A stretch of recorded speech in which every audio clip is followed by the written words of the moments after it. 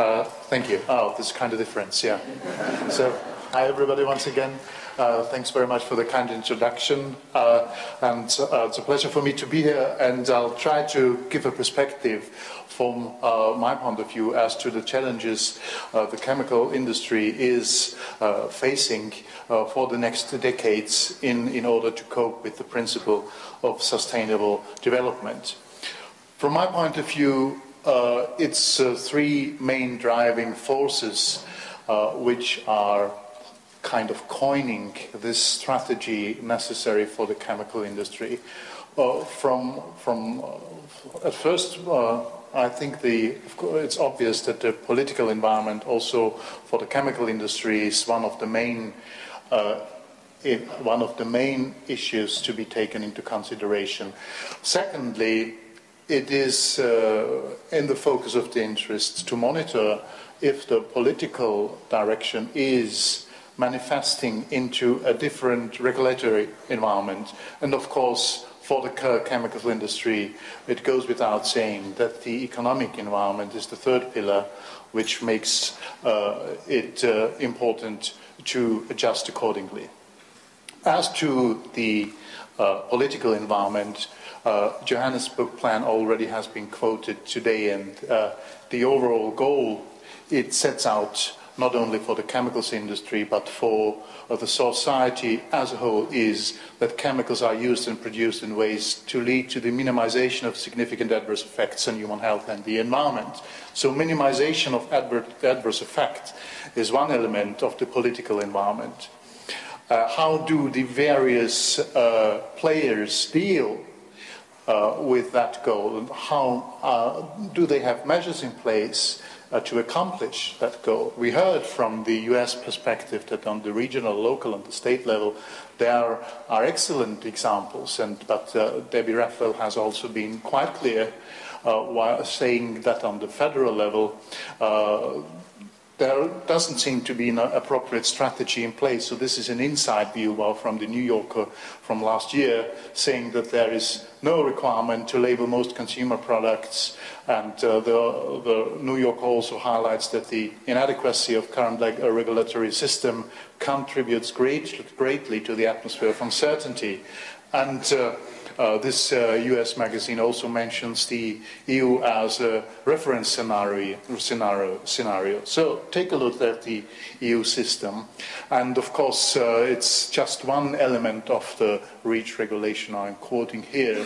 But I'm doing this because this recital indicates the shift of paradigm which has been embedded into the REACH regulation, by placing the burden of proof not anymore on the civil society and the authorities, but placing it where the knowledge is, and also where the essence and all the capacity of risk management is placed. So the responsibility for the management of the risk should lie with the natural legal persons that manufacture, import, place on the market for use of these substances. So that's another regulatory driver for the chemical industry to be aware of.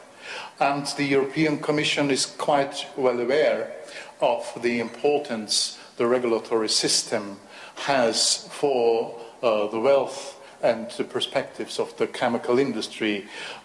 Within this report, the European Commission says quite openly that we have to strike the equilibrium between the public interest, cost limitation and administrative burden for companies. So it has to be a well-balanced mix of instruments that shall be the core of the future regulatory instruments. But what do the main counseling institutions or the main voices which have the expertise about the economic situation, what do they say, what do they recommend for the industry as a whole, but for the chemical industry in particular, for the adjustments necessary?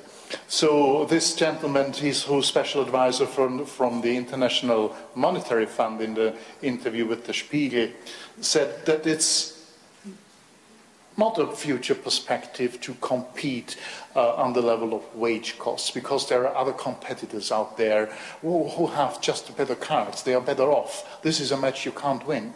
But if you invent new sectors, new business models, new products, new strategies, this is the way for the European industry, according to his point of view. So what does this mean for the chemical industry? And just listen to another main consultancy here. And KPMG is saying new sectors, for instance, does mean expand beyond just trading, supplying commodities or competing on price. Now it's time to focus on the success of their customers. So thinking out of the box, leaving the product-oriented mantra, and also imply a shift of paradigm in another direction. And KPMG also is of the point of view that sustainable development is a viable perspective, because it introduces energy efficiency and and also resource efficiency within the manufacturing processes. So sustainable management, not seen as a threat or something to act against, but using the main principles of sustainable development and making them elements of a viable competition.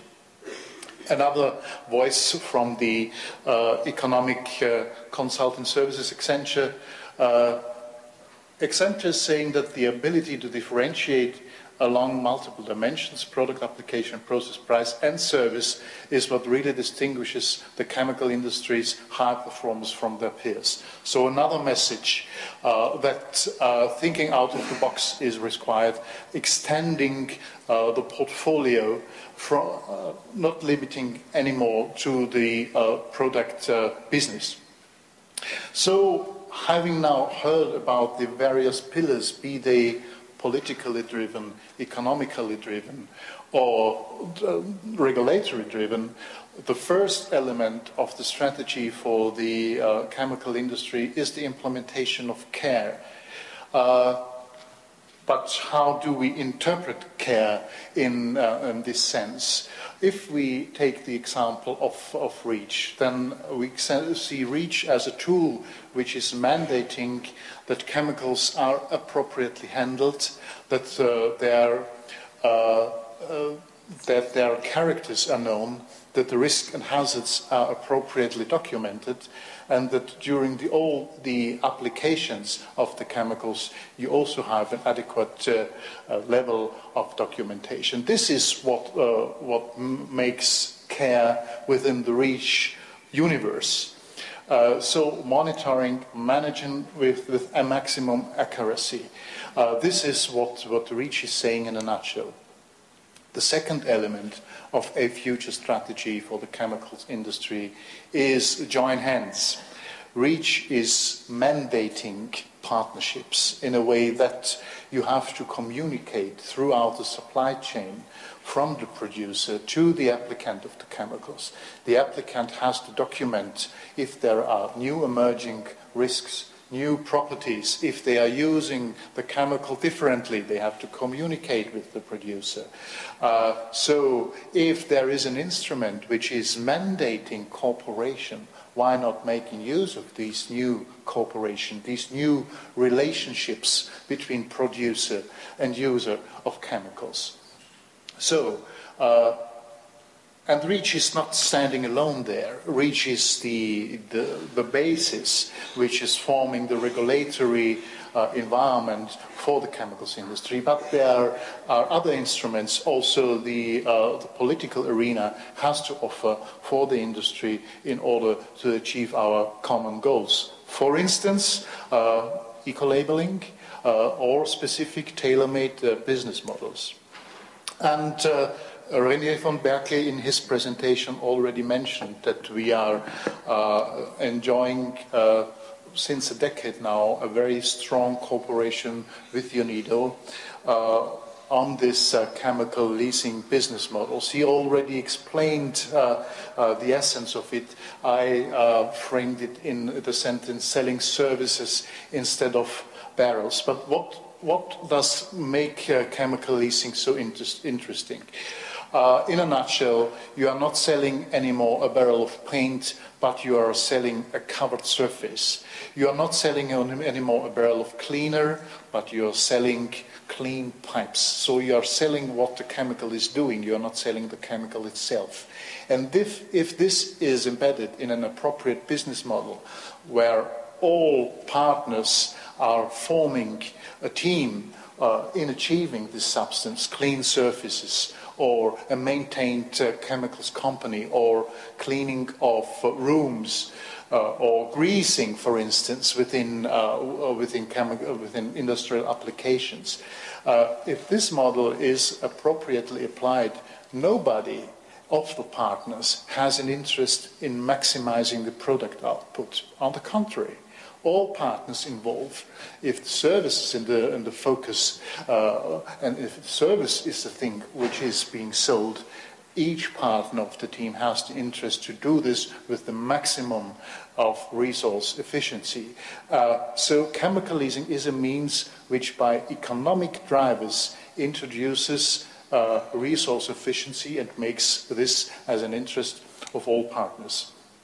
This is the definition of chemical leasing UNIDO, together with us, has developed.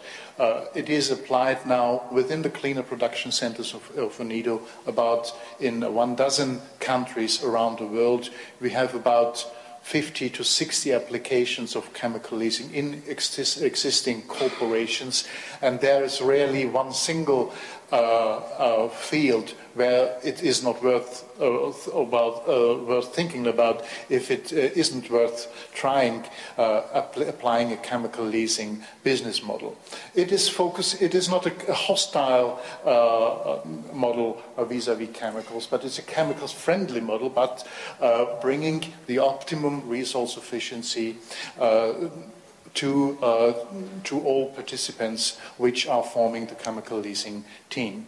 This is just for your personal recollection that there is a sound definition we jointly define together with UNIDO.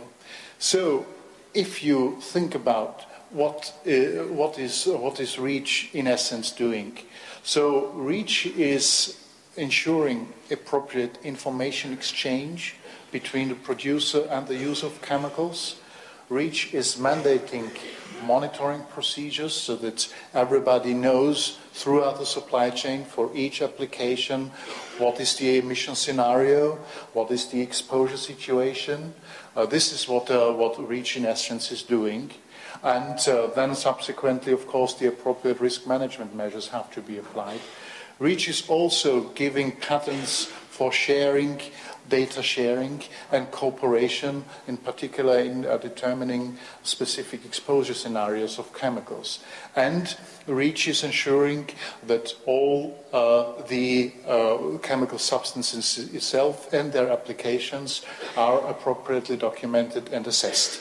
And all those four elements REACH is introducing, all those four elements are a prerequisite for the success of a chemical leasing model.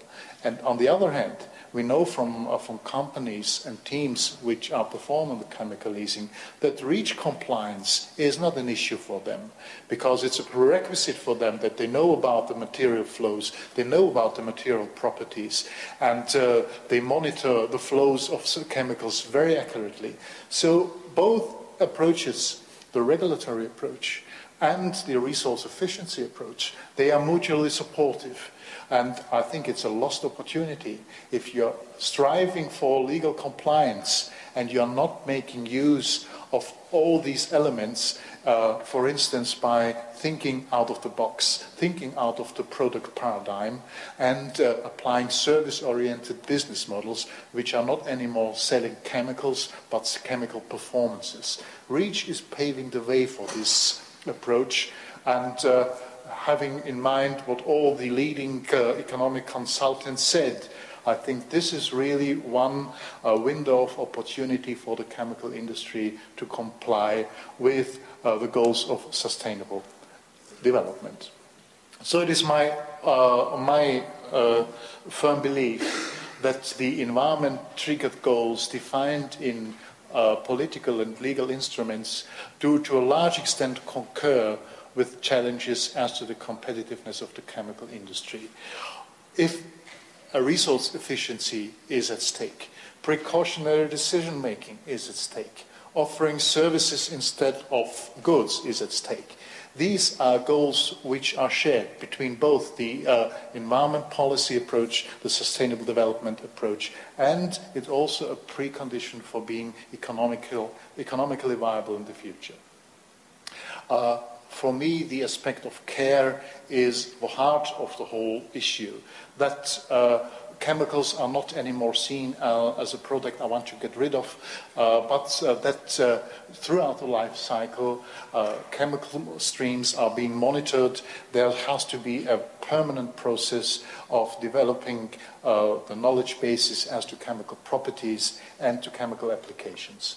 And I can say this now from a decade of experience, service-oriented business models such as chemical leasing provide a tailor-made means for addressing these challenges. So I hope to have given you a flavor of my thinking about sustainable development for the chemical industry, and I thank you very much for your kind attention. Thank you, Mr. Jakl.